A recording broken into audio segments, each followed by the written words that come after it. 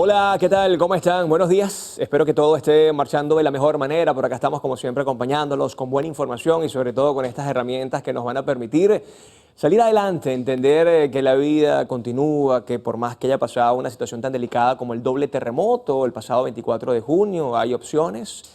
Hay, por supuesto, esperanza y esa fe intacta y ese espíritu emprendedor para reconstruir a nuestro país. Y sobre todo lo que estaremos hablando el día de hoy son esos tips que sé que les van a ayudar a tomar mejores decisiones y sobre todo a bajarle dos a la ansiedad y a ese estrés postraumático que tenemos todos los venezolanos. Así que bienvenidos a Palabra Cierta. Nosotros desde ya ponemos a su disposición las redes sociales de este espacio, Palabra Cierta Piso Televen, Televen TV, la de nuestro canal y la mía que es Zambrano Miguel. Y estamos siempre atentos a todos sus comentarios, sugerencias o recomendaciones. Recuerda que Venezuela tiene a Televen y Televen está con Venezuela. También los invitamos a disfrutar de nuestra nueva opción de streaming, Televen Max. Entra en televenmax.com.ve, descarga y disfruta de hasta 100 canales, sin cableado, sin instalaciones y sin decodificador. Televen Max, aquí nos vemos. ¿Alguna vez has sentido que la lista de tareas pendientes para estar bien es tan larga que terminas estresándote más? Nos bombardean con la idea de que para cuidar nuestra salud mental necesitamos levantarnos a las 5 de la mañana, meditar una hora, hacer yoga, tomar jugos verdes y escribir un diario de gratitud antes de empezar el día. Intentar cambiar toda nuestra rutina de golpe suele ser la receta perfecta para el cansancio y la frustración. La realidad es que el bienestar emocional no se construye con cambios drásticos de la noche a la mañana, sino con acciones minúsculas que casi no requieren esfuerzo, especialmente cuando la realidad exterior es sumamente abrumadora. En nuestro contexto actual, donde la incertidumbre post-terremoto nos ha dejado desconcertados, exigirnos rutinas de bienestar perfectas es simplemente irreal. La tragedia cotidiana y el estrés que vivimos nos consumen la mayor parte de la energía. Por eso intentar sanar o buscar tranquilidad no puede convertirse en otra obligación pesada en nuestra lista de problemas. Aquí es donde entran los microhábitos, acciones tan pequeñas y sencillas que es prácticamente imposible decir que no tienes tiempo o energía para hacerlas. Diseñadas precisamente para mentes que ya están saturadas por la realidad del país. Existe un dato clave en la psicología del comportamiento que explica por qué esto funciona. El cerebro humano odia los cambios bruscos porque los detecta como una amenaza a su zona de confort, algo que se potencia cuando ya vivimos en un entorno de constante alerta y supervivencia. Sin embargo, los cambios pequeños pasan completamente desapercibidos por nuestro radar de estrés, según investigaciones sobre formación de hábitos. Mejorar apenas un 1% cada día en cualquier área nos hace 37 veces mejores al cabo de un año. El secreto no está en la intensidad del esfuerzo físico o mental, sino en la repetición constante de pequeños gestos que nos devuelven una mínima sensación de control sobre nuestras vidas. Cuando sentimos que no podemos cambiar las circunstancias macro que nos rodean, tender la cama por la mañana, ordenar un solo cajón del escritorio o beber un vaso de agua con calma al despertar, se convierten en actos de profunda soberanía personal. Estos pequeños rituales no van a solucionar las grandes crisis del mundo exterior, pero le demuestran a nuestra mente que aún somos capaces de crear orden, estructura y cuidado en nuestra propia realidad. Recomponerse tras los impactos de la vida es un proceso lento, un arte muy parecido al kintsugi japonés. ¿Lo han escuchado? ¿Sí? Donde las fracturas de la cerámica se reparan y se embellecen con polvo de oro. Los microhábitos son precisamente esas finas líneas doradas que unen nuestros pedazos rotos sin pretender borrar las cicatrices de lo vivido. Al final, sanar no consiste en esperar a que la tierra deje de moverse para siempre, sino en aprender a dar pasos pequeños, firmes y compasivos sobre el suelo que hoy habitamos, sabiendo que cada diminuta lección es un hermoso voto de fe para nuestro propio bienestar. Pero para profundizar más en este tema, hoy nos acompaña una especialista en la materia. Ella es psicóloga clínica, especialista en terapia cognitivo-conductual. Así que felices de recibir nuevamente acá en nuestro estudio de Palabra Cierta, mi querida María Fernanda Oliver. Bienvenida, Maffer. ¿Cómo estás? Muy bien, ¿Cómo andas? gracias a Dios. Muy bien. Mira que estamos, Maffer, definitivamente el mundo nos cambió el 24 de junio. Totalmente. No sé si estás de acuerdo conmigo, tú desde la psicología, creo que ahí hay una fractura y va a haber un antes y un después en la psique del venezolano. Totalmente, incluso aunque lo hayas vivido muy de cerca o hasta que hayas estado en Caracas o hayas conocido a gente que lo haya vivido, va a haber un antes y un después y es importante reconocer qué aprendizaje estamos sacando de esto. Ahí es donde van a entrar esos micro hábitos realmente, ¿no? Porque como bien decías ahorita, las personas no podemos no es que no podamos procesar, pero nos cuesta procesar esos cambios abruptos. Y no por mal, sino que el cuerpo entra como en un estado de shock, un estado de ¿cómo manejo esto? ¿Cómo lo puedo hacer? ¿Cómo lo puedo hacer mejor? ¿O cómo salgo de este problema? Y cuando el cambio es muy abrupto, ahí yo siempre le digo a los pacientes o a cualquier persona, hiciste lo mejor que pudiste en el momento, porque quizás no tenías las herramientas, o si las tenías, bueno, ahí más o menos uno aprende a saberlas poner, a utilizar. Claro. Ahí es donde entran entonces estos microhábitos que vamos a estar hablando hoy, para que entonces estas personas puedan entender cómo después de este cambio tan radical, podamos entender esa parte de que haciendo un cambio diario chiquito, podemos llegar a esa sanación, que sanación va a ser simplemente una nueva realidad. Claro, y ahí justamente es donde entran los microhábitos y esta actitud mental que nos va a ayudar en este proceso. Así que ya venimos con más de Palabra Cierta. Claro que sí.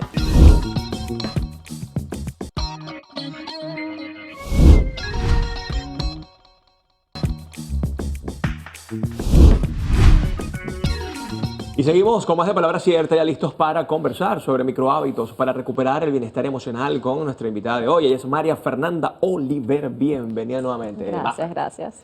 Mira, me encanta el tema de hoy porque definitivamente el cambio abrupto que vivimos los venezolanos luego del 24 de junio fue tremendo, ¿no? Un tema de adaptación, un tema de solidaridad, un tema de empatía, hasta hiperempatía, ayudo, no ayudo, qué hago, qué no hago. Tenemos además ahora el síndrome de la culpa, la vergüenza. ¿Será que ya reactivo mis actividades? O sea, hay un montón de cambios que están pasando en nuestra mente. ¿Y cómo crees tú que nos estamos comportando, sobre todo con todos estos cambios, no?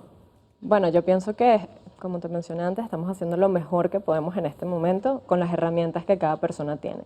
Hay que ver esto que uno ante una catástrofe se tiende a ser muy colectivo, ¿no? Como nos vamos a ayudar, esa empatía abruma a la persona y es bellísima dentro de todo porque gracias a que muchas personas reaccionaron y tuvieron esa empatía o esa hiperempatía, bajaron a la guaira, ayudaron. Es hermoso ver el venezolano ayudando al otro, La ¿no? solidaridad, La ¿no? solidaridad. Sin duda alguna.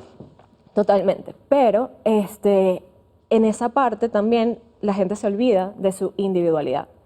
Y yo hablaba con una colega que uno no puede dar lo que no tiene. Y si tú no estás bien, dentro de lo que cabe que estar bien, pero por lo menos te vas cuidando poquito a poco, a medida de lo que va pasando el tiempo, te vas a perder en el proceso. Y realmente después como quien dice que pasa factura, ¿no? Entonces ya no vas a poder ayudar más. Y no porque no quieras, sino que genuinamente tu cuerpo va a colapsar o tu mente va a colapsar. Y ahí es como, ¿sabes? Te vas a sentir peor quizás, ¿no? Porque entonces te quedas con las manos atadas. Entonces esa parte es importante, que hay que verlo, está bien que uno quiera verlo como en masa, pero cada vez hay que llevarse otra vez a la individualidad. Incluso hablando de eso, Mafer, vi a muchas personas, el segundo día yo bajé el 26 de junio y muchos motorizados con una caja de agua, quizás con 2 paquetes de harina, azúcar. Es algo básico que probablemente por la emoción que había en el momento, la gente estaba dando incluso lo que no podía dar.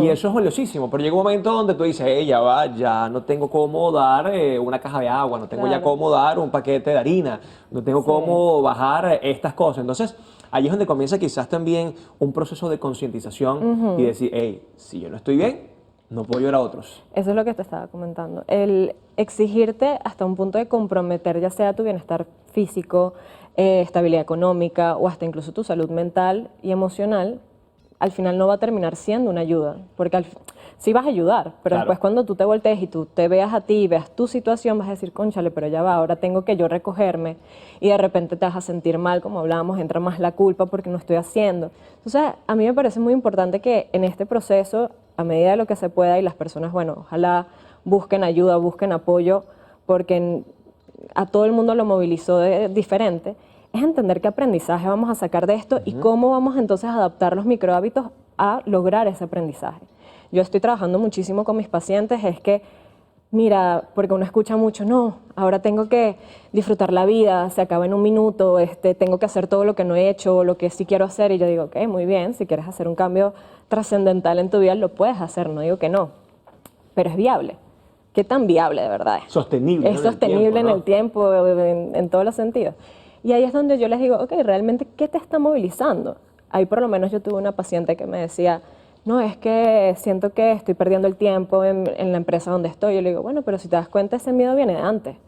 Lo hemos hablado en terapia. Lo único que ahorita te movilizó más porque es como, si no hago algo, voy a seguir aquí. Entonces, ¿qué podemos hacer todos los días para que te lleve más a ese objetivo final? Claro. Y eso es un tipo de movilización. Habrá gente que lo moviliza, bueno, mira, quiero pasar más tiempo con mis seres queridos, entonces, oye, ¿qué vas a hacer para eso? Entonces yo sí le diría a las personas que a medida de que se vayan adaptando a esta nueva realidad y agarrando esa rutina, que obviamente hay un antes y un después, entiendan o traten de entender qué los movilizó este evento, traumático obviamente, y qué cambios puedo hacer para eso, para llegar a sentirme mejor con esa nueva versión de mí, ¿no? Después de este terremoto. Maffer, he conocido a muchas personas que eran poco solidarias y debo admitirlos, ¿no? Bueno, conocidos, uno que otro amigo, y con esto se les despertó la solidaridad.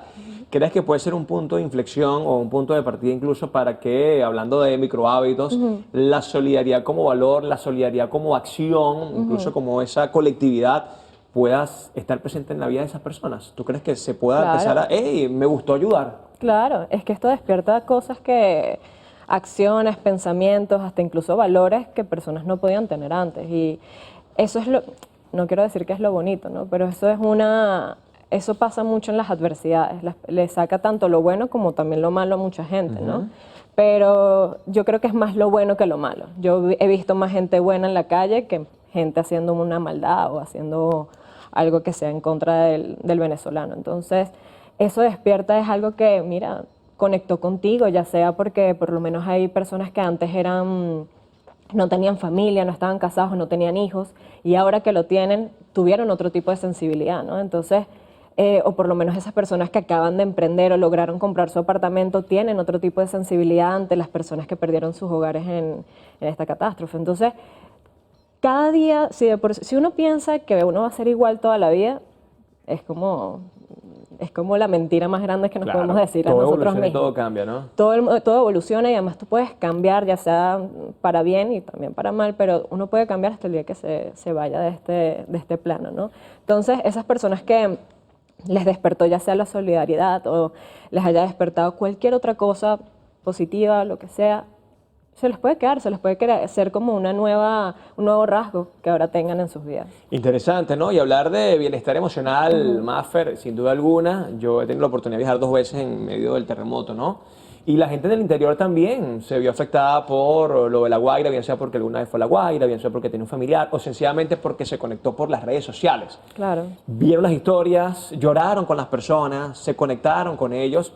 Esto de alguna manera nos desestabilizó. Hablar de bienestar emocional hoy, ¿cuáles crees tú que son esos rasgos que probablemente estamos viviendo los venezolanos? Ansiedad, estrés, tristeza, nostalgia. ¿Qué emociones están conjugando en nuestra mente hoy? Bueno, yo creo que todo es un cóctel, un cóctel de emociones, literal. Es ansiedad, es angustia, es miedo. El venezolano yo creo que ahorita está viviendo muchísimo miedo, ya sea porque tiembla o no tiembla, ya el movimiento tanto físico como no físico, porque esto te crea lo que hablamos, un antes y un después en esta realidad, ¿no?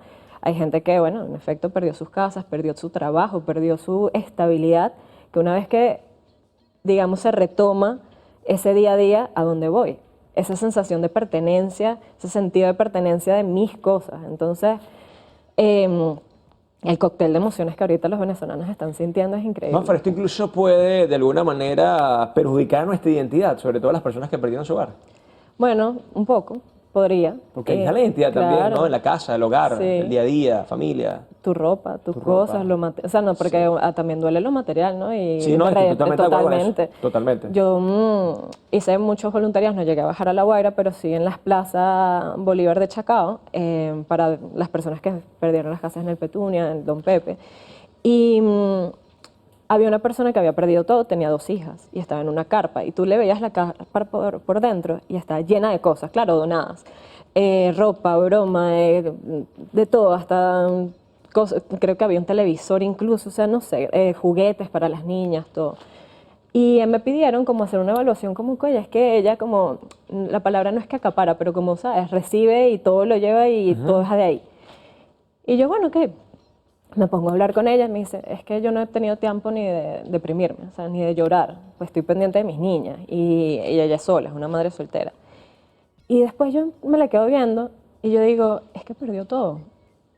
O sea, está tratando de recuperar otra vez algo, lo que sea, que mañana sí sea que le ayuden a tener un hogar o no. Ese sentido de pertenencia, esa identidad de familia, de todo, o sea, esa comodidad que uno podía tener antes, claro que se ve perjudicada y eso es una de las cosas que yo veo que va no solamente más pesar, porque obviamente pesan muchas cosas, pero va a impactar muchísimo cuando la persona de verdad agarre como mínimo, tú sabes, como si empiece Cuando más aterrice. aterrice a la situación. Como ella decía, no he tenido ni tiempo de llorar. Bueno, cuando pueda tener tiempo de llorar y de sentir y ser vulnerable, permitirse ser vulnerable, ahí es cuando vamos a ver cómo de verdad afecta eso en la identidad de la persona. En la próxima parte de Maffer quiero que hablemos justamente de los microhábitos, ¿no? ¿Qué microhábitos podemos comenzar a aplicar y sobre todo que no sean de esos microhábitos que quizás a las personas les genere rechazo, como decías Claro. tú, no, es que son muy abruptos, pero ¿cómo diferenciar un hábito de un microhábito? Ya venimos con más de Palabra Cierta.